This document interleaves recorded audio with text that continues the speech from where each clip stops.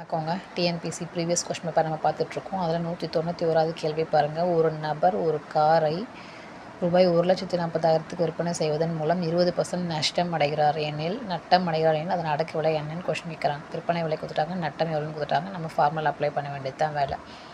Formula அடக்க விலை equal to 100/100 minus நட்ட சதவீதம் இன்ட்டு விற்பனை விலை தான் ஃபார்முலா. ஓகேங்களா? இப்போ 100 மைனஸ் நட்டம் நம்மளுக்கு 20% போட்டுச்சு. 20% போடணும். 1,40,000 இல்லைங்களா?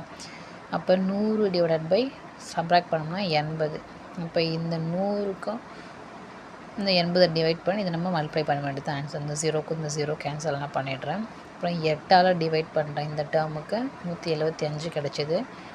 இங்கே ஒரு 100, இங்கே ஒரு 0 இருக்குது. நம்ம மல்டிப்ளை பண்ணோம் அப்படின்னா 1,75,000 நம்மளுக்கு அடக்க விலை கிடச்சிச்சு.